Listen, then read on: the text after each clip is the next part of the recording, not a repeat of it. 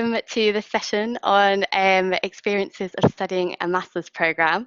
I'm Kerry and I'm here with my colleague Kate, and we're both from the Alumni Relations team.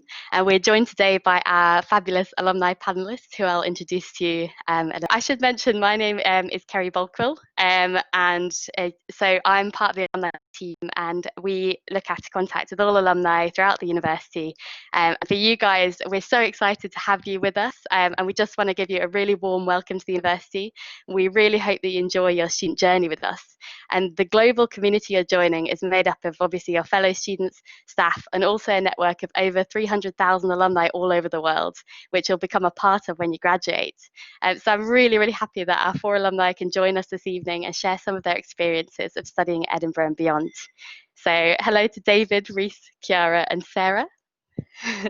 I'm so excited you guys could join us. And can I just first ask each of our panelists to introduce yourself, maybe tell us where you're from, what you studied and why, something about what you went on to do next. Maybe we could start with David if you're around. Yep, I'm here. Hi, David. Is it okay to also put the video? Yeah, of course. Yeah, go for it. Yes, just in case I don't collapse the network. I think that right now I'm sharing video. Yeah, there we go. So hello everyone. I'm David. I did the masters on 2019. So I started it like 2 years. Yeah, that's 2 years ago. So I finished it this summer, not the previous one. Before all the pandemic started.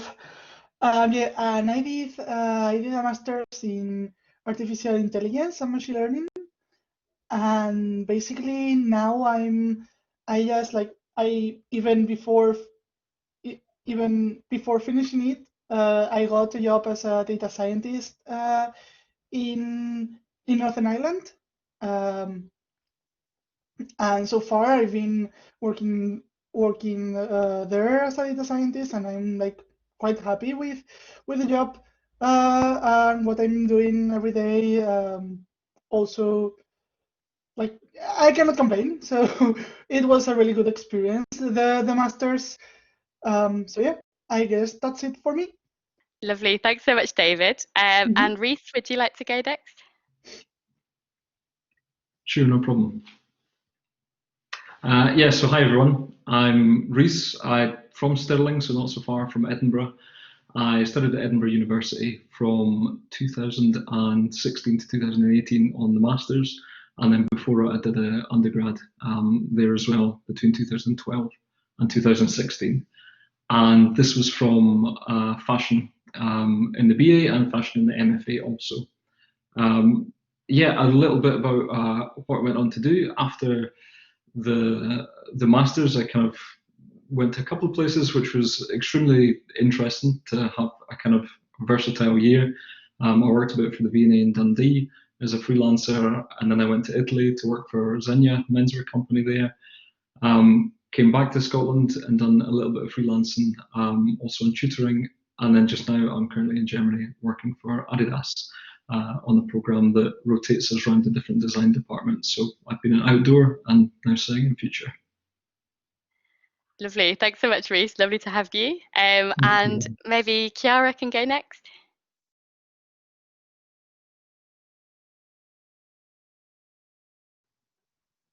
Hello, everybody. Hello. So it's really a pleasure to be here with you, with all of you, because my experience in Edinburgh was great, and I'm still always super happy to share my experience at the University of Edinburgh Business School with you. So I'm Chiara. I'm Italian. I graduated last summer, and have been working since I graduated basically. Because I did an internship in HR. Oh, sorry, I graduated in International Human Resource Management. So since I graduated, I've been working because I did an internship in HR in international law firm in Milan. And then I moved here in Paris, where I'm currently actually, because I'm doing an internship for UNESCO in the HR department, more specifically in the talent acquisition department. And yes, last thing about me is also that I did a corporate sponsored dissertation with the University of Edinburgh with Save the Children International, which is something that really helped me actually to get the job I'm currently doing here in Paris with UNESCO. So happy to be with all of you. Great, thanks so much, Chiara. And finally, Sarah, if you're around with us.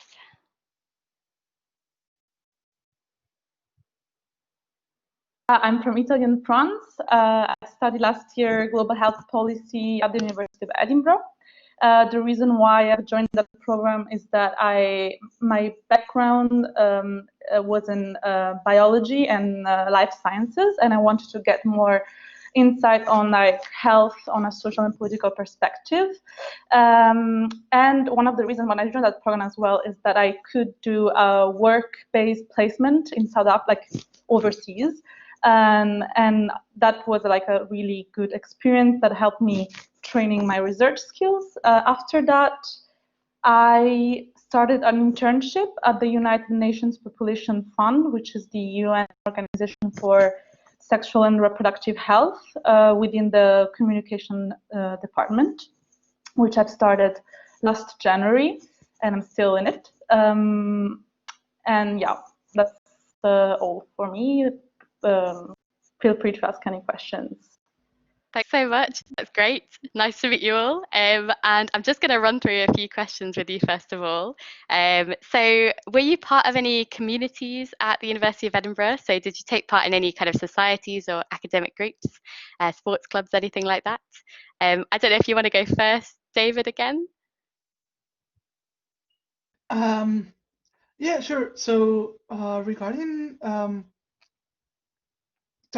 regarding the societies and communities, when I started to do a research like before arriving to the university about that, I was quite surprised to the amount of different societies that there were, like for any kind of sports or activities or nationality.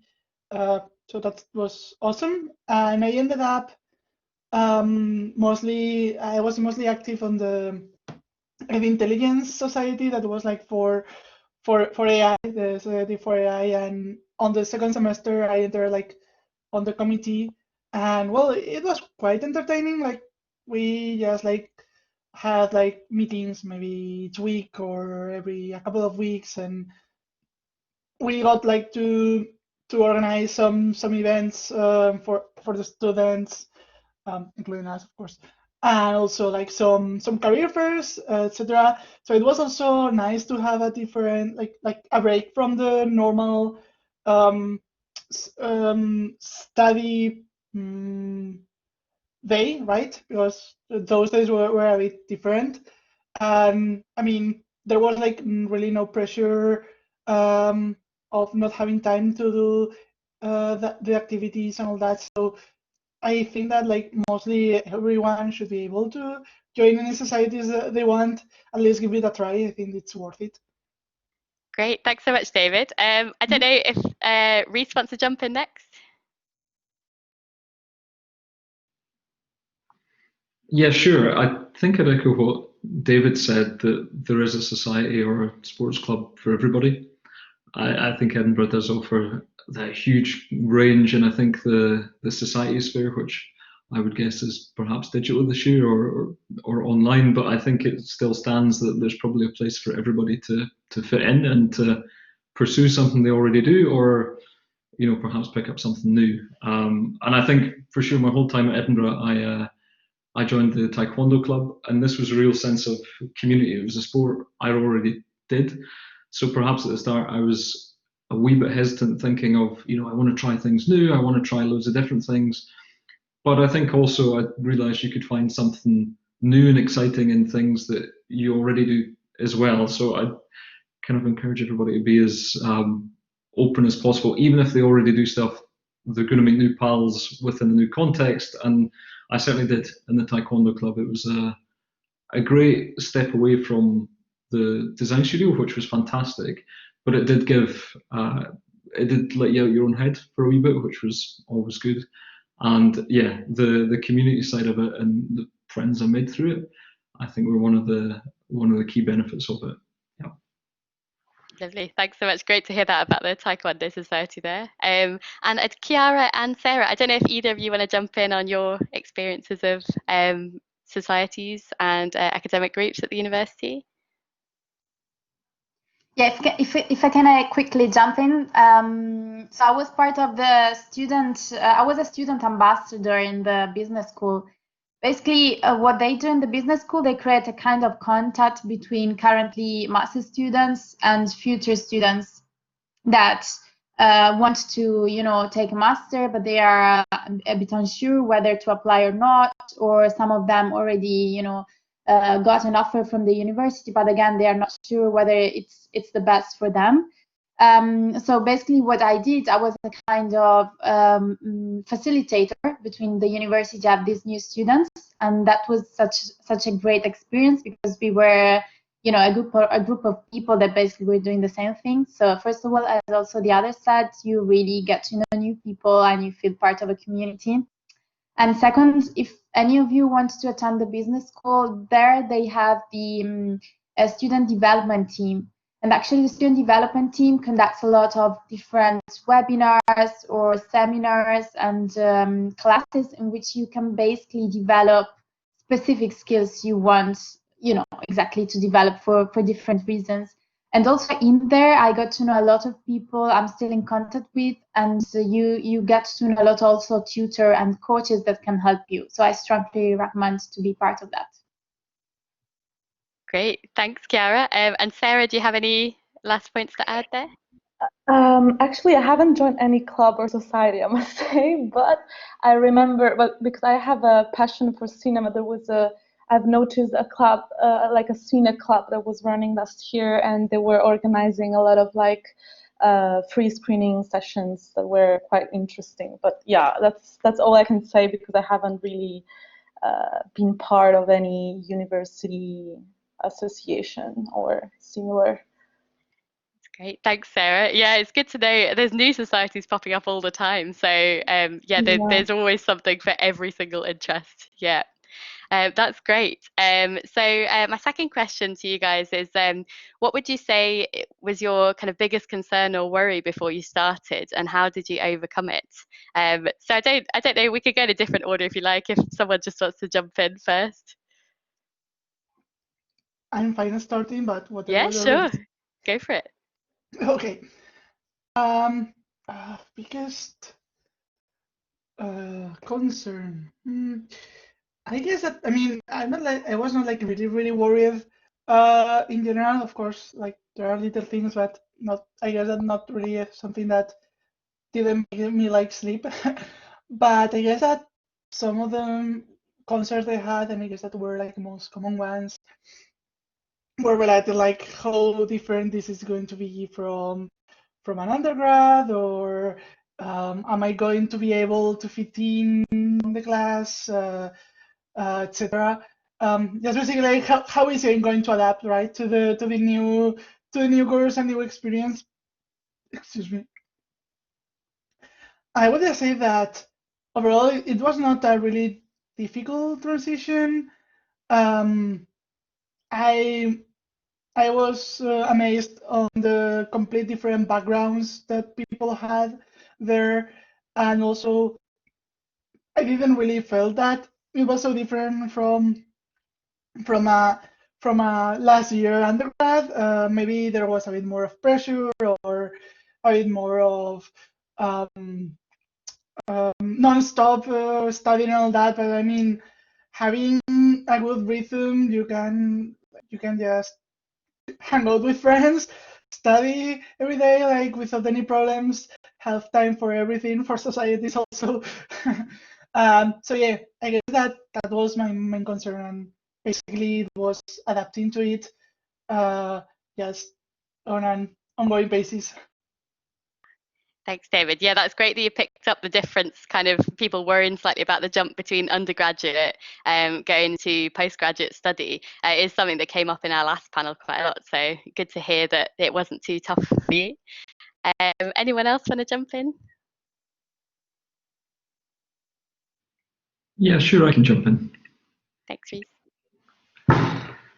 Yeah, I think the biggest concern I had was about funding, and I think this is something that perhaps a lot of master students, it was certainly something in the undergrad that I was conscious of. I mean, coming from Scotland and the university fees being paid, this was something that was definitely a bit of a privilege and a luxury. Going to the masters, it was a different story in this application for scholarships and to try and secure the funding to get in. Now, I think if most people are on the call and they're taking the masters, then hopefully they have that sorted. But I think also not underestimating the funding that was needed just within the day-to-day of the course. I think the fashion course is fantastic, and I think we're certainly encouraged by the tutors who are brilliant as well to be ambitious. And I think a lot of people doing their masters, MFAs, or equivalents will want to realise those kind of projects. And I think trying to pursue that funding to realise those projects was concerning for sure, and I didn't have it. What I will say, I think the concerns were definitely eased. I think it was encouraging that there was funding out there through the uni and equally through external bodies. And I think that definitely brings a sense of hope that, potentially the worry on funding wasn't unfounded, but there were plenty of solutions to help you realise what you wanted to realise. Within Edinburgh, a lot of opportunities as well. So yeah, I can only encourage people to look for them and reach out when they need that help with funding. Great, thanks so much, Rhys. And Chiara or Sarah, really your biggest concern coming into uni? So from my side, it was that I was not sure whether it was worthy, to take a master in Edinburgh in HR at the business school. Like, was it worthy also for my future in a way? And then actually, I realized that it was because it actually was really helpful to create a bridge from the academic environment to the business market, let's say, and to the work environment. Because actually, as I said, I did a sponsored dissertation that was really helpful to me in order to understand what kind of HR professional I would like to be. And because you really take your first feet and steps in a new environment, work environment. And secondly, it was really helpful because we had a lot of seminar with guest speakers that were actually, HR directors or managers of important companies or organizations. So that is really, fill a gap between you and the rest of the world that you want to discover and to understand. Great. Thanks, Chiara. And Sarah, have you got any final comments on your biggest concerns and worries before coming here? Yes, so I think the biggest concern was more academic because my background was like in life sciences and I've studied in French and in Italian, and I haven't enrolled in any like English program like that was 100% English before. And I was aware that like the UK scholar system was different from the previous ones that I've been into. So that was my concern, but so I had, for instance, I haven't written any essay before joining the University of Edinburgh, like on that style. So, but in the end, I think because I had this worry, I really anticipated times, and I reached out to the academic services and to my professors and tried to attend as many sessions where they were providing tips on how to write an essay and so on, and that was super useful. I've just learned step by step by doing them and preparing in advance. So my advice is really thinking ahead a little bit and trying to see the resources that you think you need before it's too late in a way. That's it. Great, thanks, Sarah. And in terms of being in Edinburgh, for the students who are in Edinburgh, do you have a tip for something fun to do in the city? I might come to you first, Sarah, actually. Do you have it? Did you have anything that you particularly enjoyed doing in Edinburgh? Okay, so yeah, what I was enjoying during my stay, I loved all the museums that are like so accessible in the city. So I remember the Modern Gallery, and then the National Museum of Scotland. I think there are like amazing places. There are like very nice coffee shops where you can stop by and read or work or whatever. And I think, yeah, they are certainly worth a visit. And for later, but that wasn't during the study time, the Fringe was very cool. But yeah, I'm not sure. I don't know. I hope that next year it will be organized. I received an email saying that maybe they're already starting to organize it. So I hope that it will be possible, because it was a really nice experience. That's great, thanks, Sarah. Yeah, I definitely recommend hanging around in Edinburgh for the Fringe over the summer if you can, when it is back on. It's really, really exciting, just something totally different from what you're probably used to in different parts of the UK or different parts of the world. So yeah, definitely stick around for that. And can I come to Chiara next? Is there any a tip for something fun to do in Edinburgh, or anywhere that you particularly enjoyed visiting? So I strongly recommend to go to the Pear Tree, which is a pub next to the university, which is really great. And we shared a lot of nights there. Also, it was the pub in which my university also organized a lot of refreshments together, also with the professors, and we have really lovely memories in there. And also during the summer, they put a screen outside in which they organize also cinema nights and events. So I strongly recommend to go there. Great, thanks, Chiara. And Reese next, maybe, if you do have a tip for a place to go to in Edinburgh. Sure, I think the city itself is pretty inspiring. So I think getting as around much of the city as you can, conscious of any kind of restrictions that are there at the minute. But I think, the architecture, the old town, I think, especially as an art student, I thought it was incredibly inspiring. And the meadows as well. Hopefully the weather keeps out for it, but the meadows, I live nearby, and I think as a park, it's incredibly beautiful. And then even you can see Arthur's Seat, and maybe taking a hike up Arthur's Seat to then look right over Edinburgh is pretty inspiring as well. So I can totally recommend that. Great, yeah, thanks, Reese. Yeah, we're really lucky in that we've got a lovely city just to walk anywhere in. So yeah, it's great to hear your tips as well. And David, finally, do you have any places to add? Yeah, I was just like making a list of things that come to my head. There's quite a lot, so I will just fire them. So there's for eating, there's for example the Wetherspoons restaurants. One of the coolest ones is the Calais Picture House. That, if I'm not wrong, it's like a refurbished theater that you can even have dinner like on the top levels, and you can see like the whole theater. There's also close to Edinburgh campus.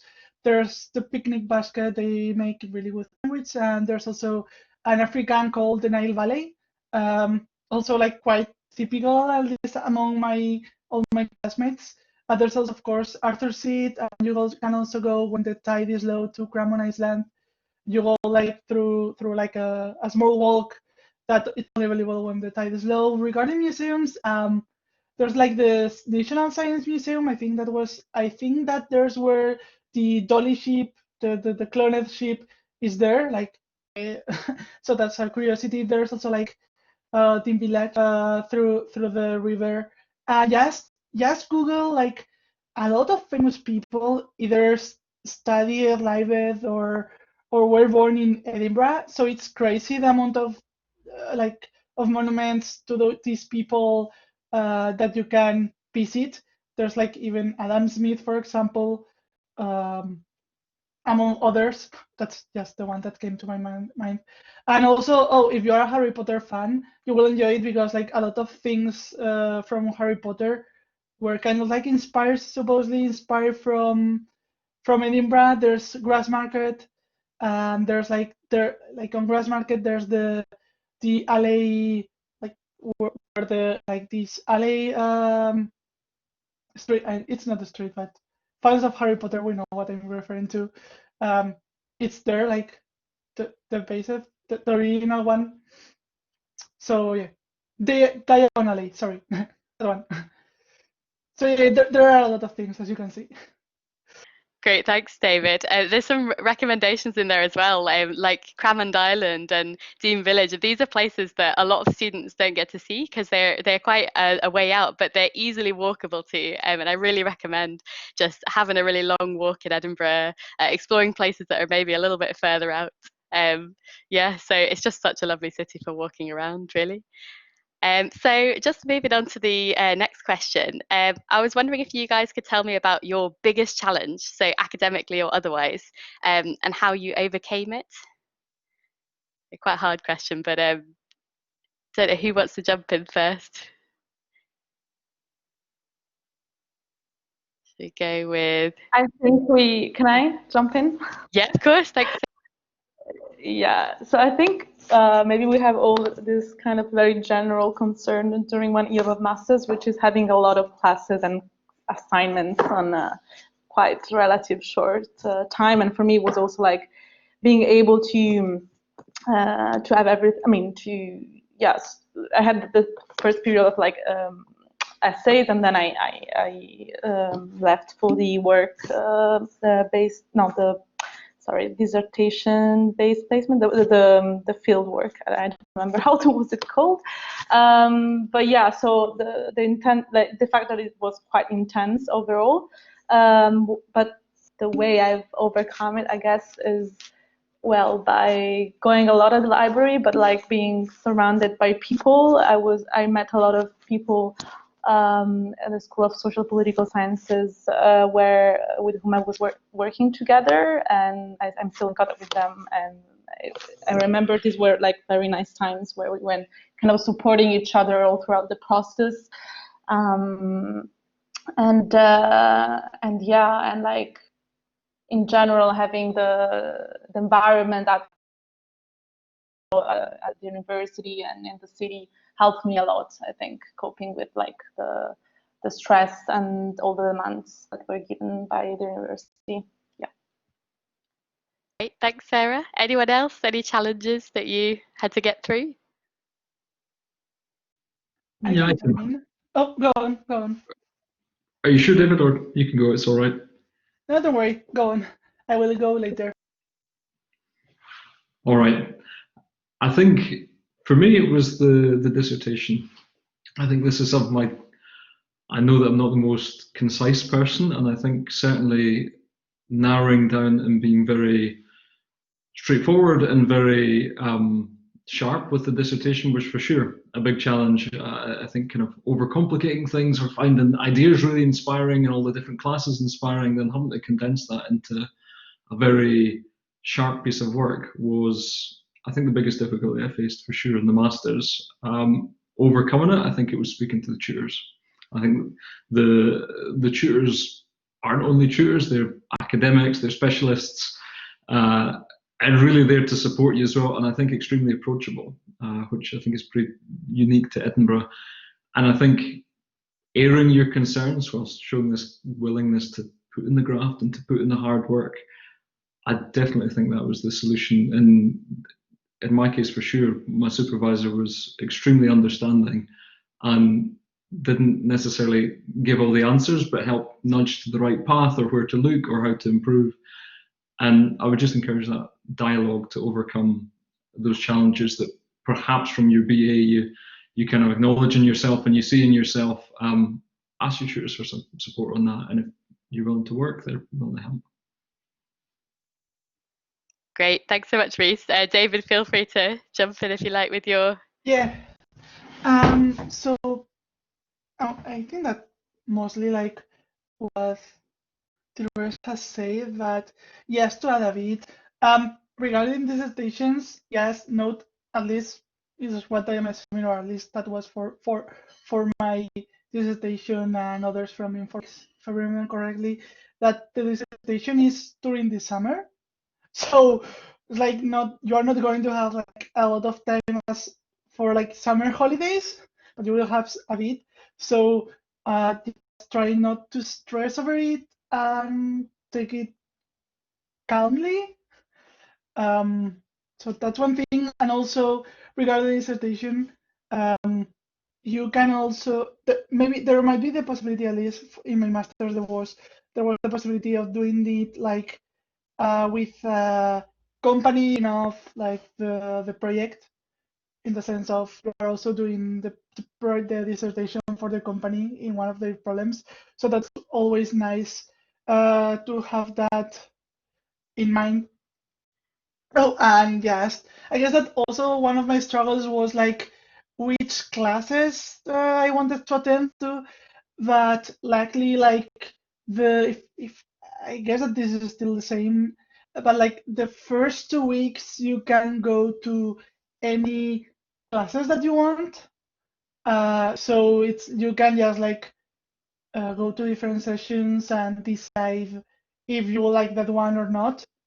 And I think that even on the second semester, you have the chance to drop or add other classes for the second semester. So I guess that like you don't have to worry really a lot about that if you haven't made up your mind yet. Just go to the ones that you find most interesting and then later decide. Great, thanks, David. That's some great advice. And finally, Chiara, if you have anything to add there. Yes, from my side, the main challenge was at the very beginning the fact that so I was coming from a different academic system because I studied in Italy, and so things in my master degree were different because it was mostly about presentation, class presentation, teamwork, a lot of teamwork, and written exam. Really different from what I was used to back in Italy. And so at the very beginning, I was struggling a little bit with dealing with that. But then it's also the other side. It's really important to speak up. I was really communicating both with my tutor and my professors in general, my lecturers. And it was really, really helpful to talk with them because they were really supportive and they really gave me really good tips to understand how to achieve really good results and to deal with the new system. So I strongly recommend, like, do not hesitate to ask questions and to share what your experience, your academic experience with your professors. Absolutely, just communicate with them. Great, thanks so much, Chiara. That's great to hear. Some really, really great advice there, guys. Thanks so much. I'm just going to open it up. If anybody has any questions for any of our panel members, feel free just to put your hand up and post it in the chat. And we'll keep an eye on the chat and we'll see if any questions are coming through. Okay. Also, we have a question, Chiara. Was it hard to balance studying with work of a student ambassador? Were there a lot of tasks to fulfill? No, absolutely. Like, you're absolutely free to balance your your own time and because basically it works in this way. So let's say that the student development team proposes you to be an ambassador, and if you accept, you also, in a way, negotiate what kind of task you want to do as an ambassador and how many students you are able to deal with and how many, students you want to contact or not to contact. And the student development team is really, really supportive. So it's always there. If you're not able, to finish a task or to contact someone or to get an answer and everything, you can always go to them, tell them what kind of troubles you're having, and they are there and they help you, they support you. And again, it's not challenging at all because it's just up to you how to organize your own time, and it's absolutely doable. Perfect, thanks, Chiara. I think the next question we have from Maria was a question for Sarah. She's saying she can relate to what you were saying about coming to Edinburgh as a non-native speaker, English speaker. How did you manage with the reading list? Mm-hmm. Yeah, it's true that at the beginning I was struggling to read all the materials. Actually, I remember for every class I had to read, like, there were essential readings and like non-essential readings that were still recommended. I think like the more you do it, you become more like at ease with it, and I would say just focus on the key readings. You don't have to read everything. That is, all the recommended are, I would say, really supplementary in case you're interested in a specific topic, or if you have the time and you go over the readings very quickly.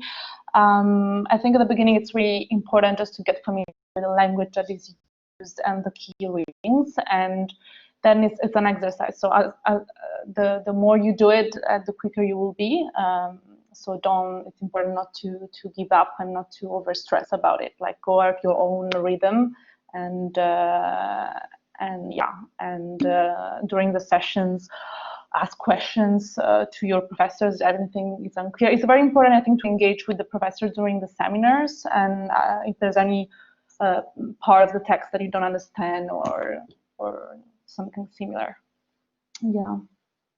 Thanks so much, Sarah. And we just have a comment about the kind of challenge of having, the academic stuff going on and the peer pressure when everyone's working so hard. Did any of you kind of feel that pressure to work really, really hard on the academic side of things? And did it affect trying to balance the social side as well? I can chime in. Of course, go for it. Yeah, basically, like, regarding peer pressure, so I arrived to the conclusion, like, now I'm on the master's. This is, at least for me, I'm not going, like, let me rephrase this. I started to have a bit like of peer pressure, mostly because of, like, oh, everyone's working hard and maybe I'm not getting like the same marks as my classmates / friends, right? But there was like, no, like, everyone right now, like, everyone comes from a different background, and everyone that's here is like, they are here because they want to, like, or mostly in general, because they want to expand their horizons. So basically, just do your best and try not to compare to the rest of people, because, as I say, because of the backgrounds or abilities, or, I mean, there were like people there that had already another master's, or were like with 4 years married and have been working for other 20 years. So it's like, I cannot compare the abilities of this to others, so I don't have to really to feel undermined because of they are doing really great compared to me that I'm doing just great. And the same other ways, right? Like, I don't have to feel superior because I'm doing great in other parts when they are not. And the second half, like, of the question regarding balancing the work and socializing, I guess that this is just finding the balance of, like, what we need to do and what we want to do, in the sense of, like, of course, if you have close an exam or a deadline, not only you, but I guess that even your classmates will also lower the rate that they want to hang out and all that. So I guess that you are on the same boat as your group of friends there on the university. So it's not like really difficult to miss things. So it's difficult to miss things, and yes, like, there's no problem in saying no sometimes, because you need to finish something, and maybe you have to have a little sleep one night, but that's fine. Next night you will be able to hang out because you will already have finished everything if you are lucky enough, right? So that's it. Yes, take care of yourself, and also take care of the studies. Like, find the balance. Great, thanks so much. And does anyone have any? I'm just aware we're of time. We've only got a few more minutes left. So I just wanted to ask you guys if you had, like, a final inspirational piece of advice or a memory to share with our new students. We could start with. Oh, let's start with Reese. Oops. Yeah, sure. I think to end on, I would say Edinburgh's pretty jam-packed full of opportunity, and if you go looking for it, you'll find it. I think definitely, an email might find its way into your inbox, and not knowing what it can lead to is pretty exciting. So I would say be very attentive to different opportunities, wear your heart on your sleeve if you can, and kind of say, hey, I'm up for this, I'm enthusiastic for this, because I think some of my most exciting experiences, whether that be kind of being able to exhibit work in America or Amsterdam, came from an internship that was facilitated by Edinburgh. So I would say you never know where it's going to lead, but Edinburgh certainly is that springboard. So definitely keep looking for different opportunities, and go after them because they're there. Great, thanks so much, Reese. Anyone else want to jump in? If I can quickly jump in, Yeah. following also from what David said, I totally agree with the fact that you should never ever compare yourself with the others, because you're unique your way, you're special your way, and you need to find your own way. So I strongly recommend to build genuine and strong relationship with your peers and with the people you will meet. It can be your supervisor, it can be some of your professors. If you like them, if you really exchange something, because there's something between you, just keep and take care of that relationship also for your future career and for your future, because you will need a mentor in a way, or you will need someone you can really trust. And so just be yourself and follow your way, and be honest with yourself and with the others. I think that's really hard, because this was also what will help you in the workplace. Great, that's lovely. Thanks, Chiara. Anyone next? Sarah, should we go next? Yeah, so sorry, just to clarify, that's a question for like my advice, right? Yeah, so an inspirational piece of advice or a memory from Edinburgh. Okay. I think my advice it really relates to what has been already said. It's trying to take this opportunity to create connections. And I've never had such an international experience before. Like, it's really an opportunity for you to build like a network of friends, but also of people that will be in touch in the future that are like from all over the world. And I would really suggest, even if you'll be super busy working, studying, and etc., it's important to create connections, and it's a big resource for your well-being and for your future. Great, thanks so much. And finally, David. Yeah, I guess that, I mean, mostly it has been said, like almost everything. I would just say that I guess that masters is more about I would say like the masters is more than the experience rather than getting a master's, right? Like about the journey, not the destination, in that kind of sense. So just enjoy and take care. That's lovely. Thanks so much, guys. It's a really nice advice there, and some great things to take away for these guys as they're starting with on their journey with us. So thank you so much for taking part.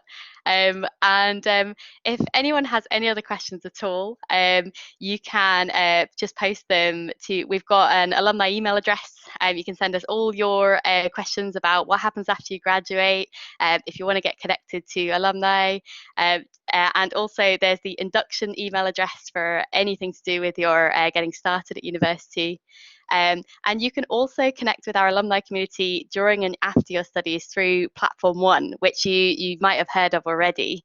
It's the university's online meeting place where you'll find fellow students and alumni who can offer support, advice, and useful tips, just like we've been doing in this session.